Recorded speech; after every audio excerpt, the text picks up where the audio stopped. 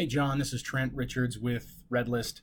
Just thought I'd make a brief video. I want to illustrate why I think that RedList actually might be a pretty perfect tool based on the way you do things there. And I hadn't thought of this earlier, but I thought about maybe purposely leaving fields blank to be filled in by the two people that you have doing two jobs. One of them is the job of scheduling the humans and the operators. The other one is the job of scheduling the cranes and equipment. So let me kind of illustrate how this might work. I'm going to log into just a demo account. Sorry, let me get the...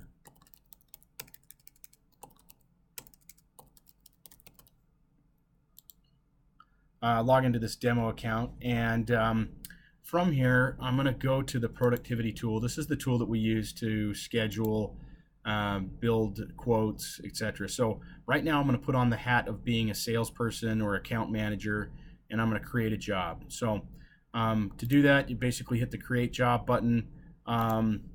If it's customers that you've done before, they will kind of auto-populate based on the fields that you've filled in before. So I'm going to start the job today, and we'll do that at 6 a.m.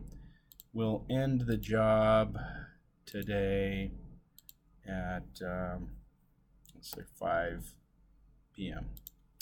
So you can add the location, northwest corner of the lot, country, US of A. This is actually a car wash that my dad and I own together, so it's kind of fun to use it as a guinea pig. So put the address in there. If it's a GPS, if for instance it's we do a lot in the windmill farms, and sometimes there's not a proper address, you can actually put a GPS location as well if you don't have that populated. So just so you know, I'm the owner, so right now I'm the guy that's building the quote. Job details, you can actually assign some details like, I don't know, bring spreader bar. The job description is, forgot to do that, mount sign. Bring spreader bar and slings, and you can actually put spreader bar and slings in the line items as well. In-house notes, these are for your operator to see. Contractor likes to start right on time, arrive by 5:45. So I'm going to go ahead and add some assignments. I'm just going to do 3 quick assignments. I'm going to add a mobilization in, and a crane job, and then a mobilization out. So right here on the employee role, now this is where I'm purposely going to be vague. So anything with an asterisk is required, but other fields are not required. I am, however, going to do this this field here, which is of an employee role. So I'm going to select a driver. Let's say that it's a 130-ton crane. Let's see, mobilization in. And we're just going to bill like a flat rate of $125 for mobilization in. And again, I'm going to leave these blank. Create that assignment, add another assignment, and this would be the crane work itself. So crane job, and it fills in this crane operator by default. You set it up such that that has to fill in. And 30-ton crane. We're going to charge per hour, and we charge $300 an hour, and we're going to be there 9 hours, let's say. And again, I'm going to purposely leave these things blank, and I'll show you why in a minute. And then finally, I'm going to add a crane mob out. I'm going to put a driver in here as well. Now, obviously, with a crane mob, if this is a 130-ton crane, it's probably a crane that could be driven and operated by the same operator. I just want to show, just to illustrate this example. So we're going to do 130 crane mob out, and we're going to charge on an each 25, and it's going to be one of those. So So this is my job that I've created, and I have 3 elements to that job. Again, some of our jobs have several line items in them. I'm going to go ahead and create the job and make sure I have all the fields completed. And sure enough, here's the Peachy Clean car wash job that I've created. Now, I'm going to put on another hat right now, and by the way, if I open up that job, you can actually download a quote, and this would be a PDF version of the quote. It kind of explains what's included with that. You could do this either on our platform or in your accounting tool. We can integrate with your accounting tool. But so we've got that completed. I'm going to save the job, and here's the job that I've created. Now again, I don't have people assigned. Whoops, I didn't mean to open that again. I don't have people assigned just as yet. You can see in some of these fields where people are assigned, and now it's purposely done because one of the other functions of our software is kind of a calendaring tool. So once you've created this, I'm going to go to the productivity tool and go to the calendar view, and this is where I can look at my people.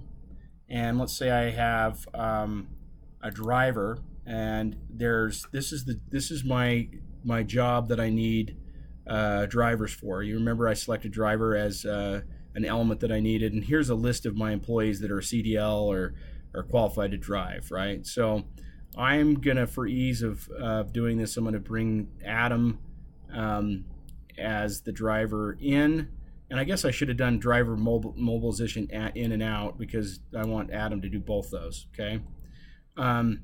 So this is showing up red because normally it says, oh, whoops, you've scheduled the crane operator to be 2 different places. So really, if Adam's going to do both, then I would probably not have that time frame. It should be like 6 a.m. to 5, to 7 a.m. and vice versa. So, but anyway, just suffice it to say, you grab the assignments to the left and then you drag them to the appropriate person.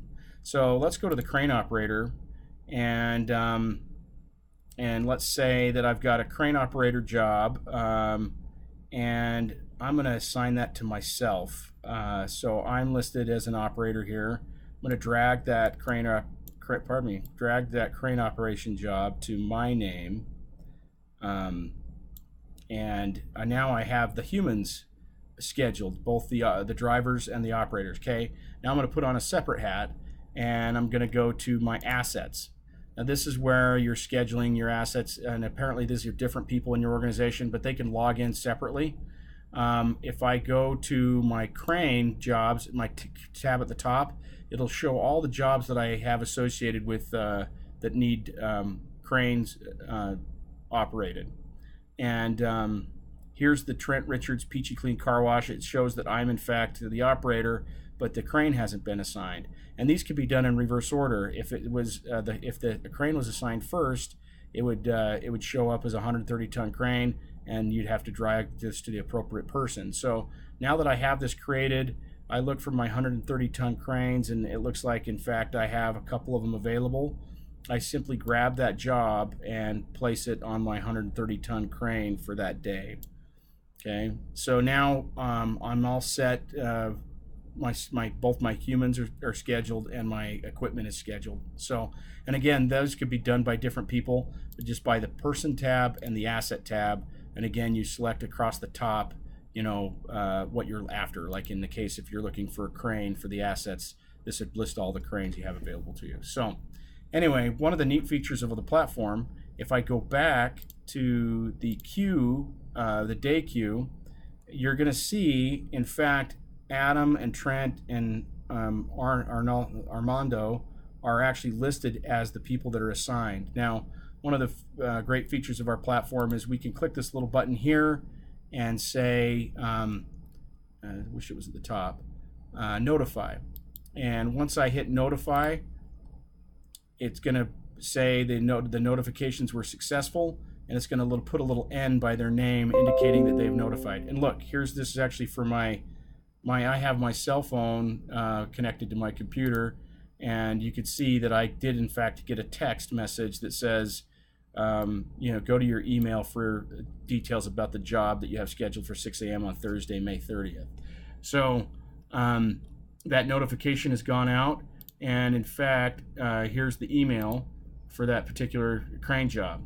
So I can see, when I'm supposed to be there, the details of that particular crane job, some of the notes like bring the spreader bar and slings, and the primary contact, and some of the details that we put in that crane job. So notifications are automatically done with our software, which is a great feature.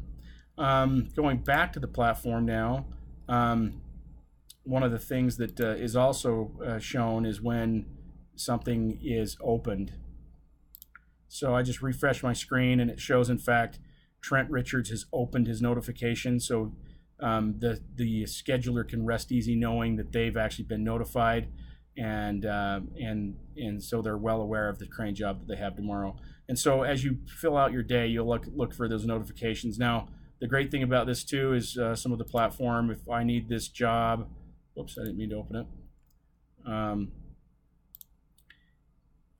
If I need that job to spill over to the next day, let's say it took longer than we thought, I can actually click this little checkbox here, and I could do run over, choose a day to run over into. So if I want to choose the run over to the next day, Friday, I could confirm that. That could either be moving the job itself, or if it just goes it goes longer than anticipated. So, and those assignments will go out to those people as well, or you can assign new people.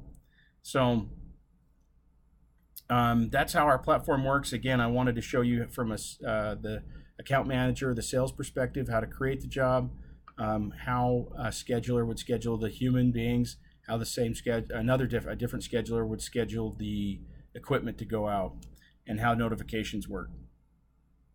You can see that that the people have been scheduled, and the crane has been scheduled as well. I didn't schedule the trucks, but let's say that I did want to schedule the trucks. So if I go back to my calendar view, and well, we're driving the crane, but let's say that we need to deliver, like, I don't know, some counterweights. You could go to that driver. You remember that I selected drivers, and there was some requirement. Oh, I already put the drivers in there, but the drivers would also get the notifications as well. One of the final things I want to show is, in fact, if you go to the productivity tool and go to service tickets. Now, I'm going to flip into what it would look like if I was on a mobile device. So let's say that I'm on an iPhone, and I'm the operator, and I want to look for this Peachy Clean ticket that I need to close out. So once I get to this ticket, these are the timers, the crane mobilization. This was 1 each. In fact, we did 1. Let's say the crane job took longer, and instead of 9 hours, it took 12 hours. And then again, the mobilization out was 1. And these are just to basically identify what in fact happened. And we actually have this ability to create timers.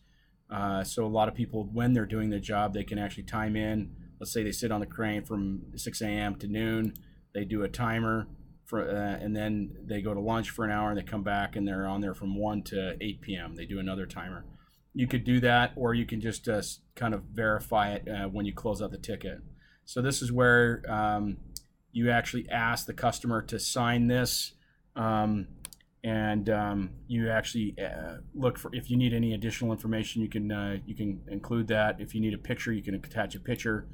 But once you have that signed, you can say, Mr. Stephen Richards, I need you to put your name here, and then I need you to sign this ticket. So the great thing about this signature, once it's submitted, it goes to your accounting team to be able to go ahead and bill against that day of work. So you can actually share that and send that to, let's say I want to send that to @Tal, well, let's just say Tal Wagstaff is the manager. Or you can send it to anybody that's, let's say, a planner or a scheduler. You could send it to a specific role, or just by email, and then even type a subject in here. So job complete. So anyway, I'm going to go ahead and send that now. That person, at least the people that were either that had that title or the person that you explicitly specified, will get the completed document. They'll know to bill for the product. I'm going to flip back into our regular desktop mode so you can see. It's not so confined. But anyway, so they can get that finalized ticket, and you know that that it's been ready to be billed for. So anyway, apologize. This is a 15-minute long video, but hopefully this is meaningful to you. I think we have a solution that'll work. Again, I'm most pleased about the calendar view and the fact that you can schedule your people and your assets by different logins. And I think that that will make it easier for the scheduling team to use our platform in lieu of kind of the spreadsheets they're using now.